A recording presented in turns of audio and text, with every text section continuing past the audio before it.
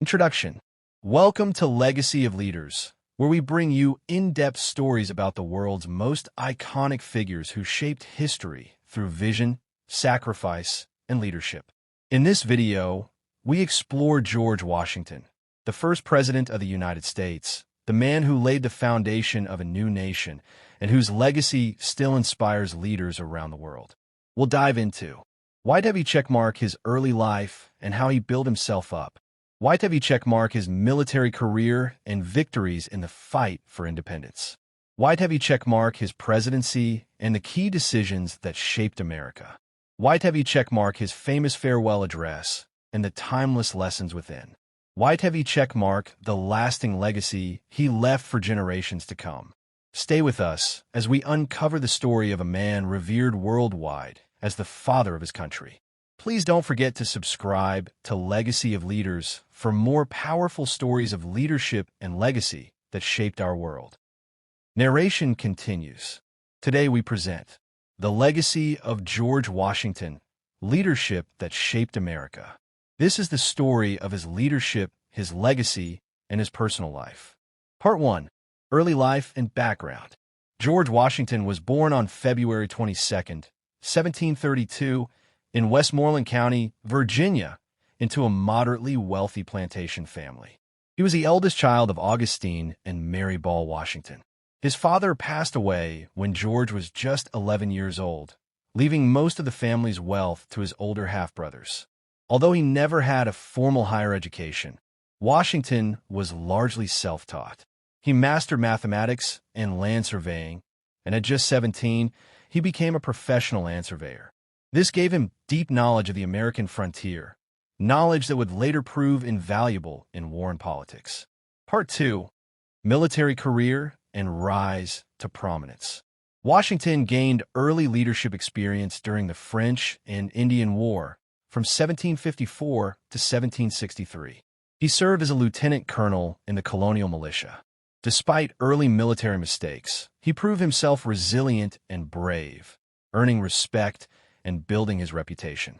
After the war, Washington returned to Mount Vernon, the plantation estate he inherited.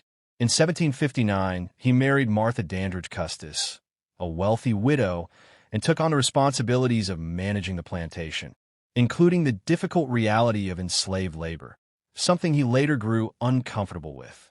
Part 3. Commander-in-Chief of the Continental Army. In 1775, as tensions between Britain and the colonies escalated, Washington was appointed Commander-in-Chief of the Continental Army by the Second Continental Congress. He accepted the position without pay, asking only to be reimbursed for his expenses. Despite leading undertrained and underfunded troops, despite harsh winters and severe shortages, despite repeated defeats in early battles, Washington held the army together through sheer will and discipline. His leadership during the brutal winter at Valley Forge became legendary. And in 1781, alongside French allies, he secured victory at Yorktown, forcing Britain to surrender and ending the Revolutionary War. Part 4. Presidency, 1789 to 1797.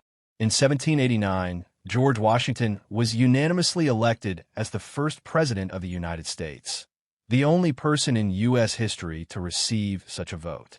He served 2 terms, setting the standard for all future presidents. Key achievements during his presidency include Y.W. checkmark establishing the first presidential cabinet with leaders like Hamilton, Jefferson, Knox, and Randolph. Y.W. checkmark supporting the Bill of Rights to protect civil liberties. Y.W. checkmark signing the Judiciary Act of 1789, creating the U.S. Supreme Court and federal judiciary. Y.W. checkmark backing Hamilton's financial policies, building a stable economy through a national bank and a federal tax system. Y.W. checkmark issuing the Proclamation of Neutrality in 1793, keeping the young nation out of European wars. Y.W. checkmark personally leading troops during the Whiskey Rebellion, proving the strength of the federal government. Y.W. checkmark approving Jay's Treaty in 1795, which avoided another war and secured vital trade relations. Part 5. Farewell and Final Warnings. After 2 terms, Washington voluntarily stepped down, a decision that amazed the world and became a cornerstone of democracy. In his famous farewell address, he warned against warning political factions and partisanship. Signe avertissement permanent pour une alliance. Warning sectional divisions between North and South. Part 6. Personal Life and Legacy.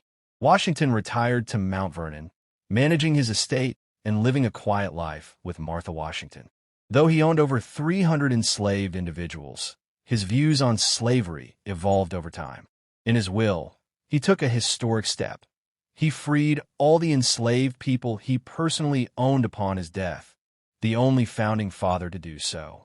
He passed away on December 14, 1799, at the age of 67. His death was mourned across the nation and in Europe.